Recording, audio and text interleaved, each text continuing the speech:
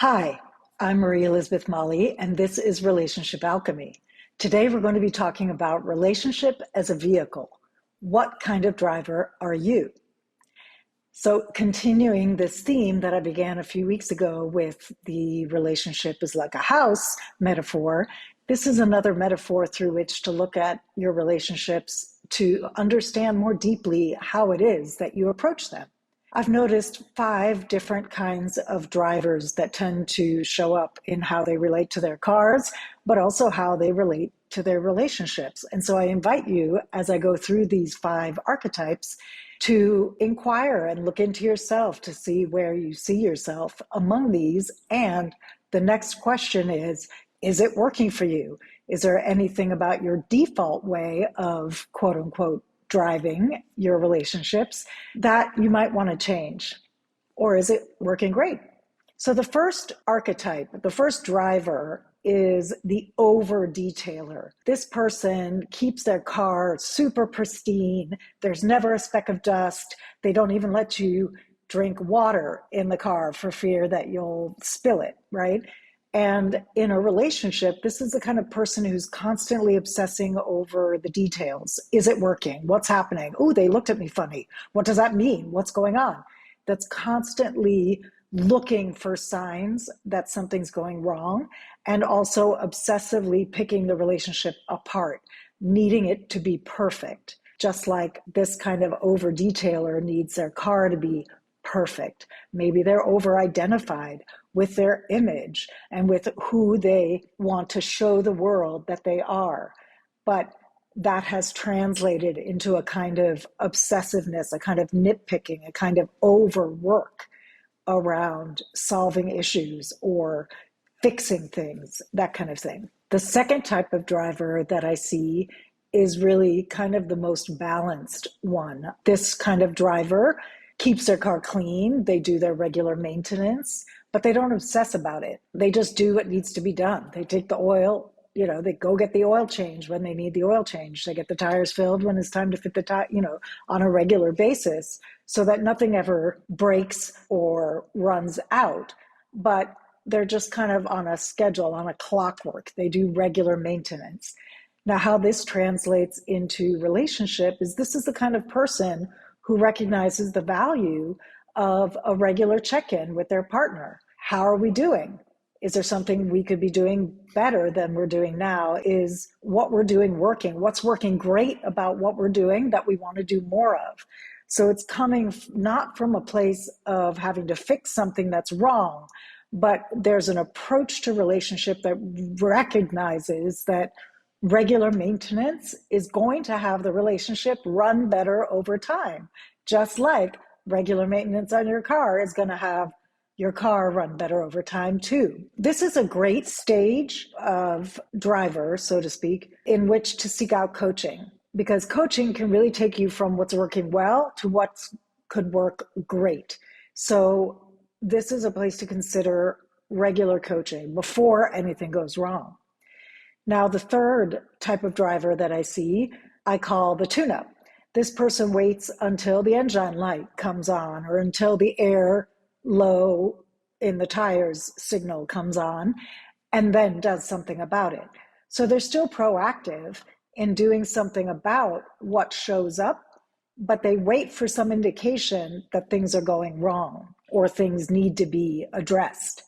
And this kind of person in a relationship will tend to wait until things feel flat or funky and then decide, oh, we need to reconnect. Let's go on a couples retreat. Let's take a vacation. There's a response and an action that's taken based on some kind of engine light going on in the relationship. Like, oh, things feel funky. We're arguing more than usual. Let's address it. The fourth, I call the repair. This person waits for something to actually break before they fix it. So this person, the clutch will give out, or they'll wait, there'll be that rattle, and they just let the rattle until whatever it was that was rattling actually gets stuck or breaks or falls off. And in a relationship, this kind of person waits until things get a little more serious than in the tune-up, right? So there's the indicator, there's the warning lights that go off in the relationship, and they kind of let that go for longer than the tune-up person would do, say. And at this point, you're starting to look into counseling.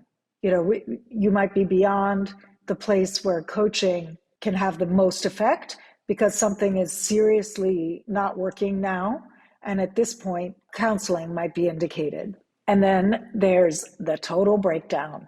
There's the person who just ignores all the signs and ignores the warning lights and ignores the rattle and ignores all the signs. Before a relationship breaks down and before a car breaks down completely, like the car is totaled, not in an accident, but something seizes and the engine seizes and you're done. There are so many opportunities to intervene way before that moment, but a lot of people miss it. They miss the signs, they miss the opportunities. Maybe they're just like head down, focused on work. Maybe they don't like dealing with uncomfortable conversations, so they just sweep them under the rug. There's so many opportunities to do something to shift the relationship before it gets to this point of the total breakdown. Now, when you're in the total breakdown, we're talking, again, counseling, but also at this point, we're looking at mediation, divorce, dividing assets, splitting a breakup, splitting up, because at this point, it's too late. When a car is totaled, it's totaled. You can't fix it. So I invite you to consider which of these 5 drivers in your relationship do you tend toward? Are you the over detailer? Are you the regular maintenance kind of even keel kind of person? Are you more of a tune-up kind of person? You wait till things get a little funky and then do something, a grand gesture that's designed to fix it, like a vacation or a couples retreat or a new ring or something like that. Coaching can also be used in here too, because it's not deteriorated that far. And then the 4th, the repair person who waits till something actually breaks to do something about it. And then the 5th person, the total breakdown. So the invitation here is to look into yourself and see where you tend to fall. And again, is that working for you? Is your default driver personality, say, to call it that, the driver personality you want to cultivate moving forward? If it is, great. If it isn't, do something. Intentionally shift toward the driver personality you would rather have. Because if you start to make intentional steps toward showing up in your relationships in the way that you could, that would feel better, your relationships will be better. And if you want a guide who's well-versed in all the types and how to approach relationships in such a way that they feel better and they nourish you and they get better over time, reach out. I'd love to have a conversation with you. Take my assessment. It's in the show notes. That is a really great way. This assessment is a great way for you to gauge how you're doing in your relationship or relationships, or if you're single, also how you're doing in your relationship with yourself and your readiness to date. This quick assessment, 4 or 5 minutes long, will give you a snapshot of what's working great, where you could put your attention to improve, and that's where you would put your initial attention. If you're wanting to shift how you show up, take the assessment, start putting your attention on the areas where you score yourself lower. If you'd like to have a conversation with me about your results, that's available to you. And remember, until next time, that a great relationship starts with you.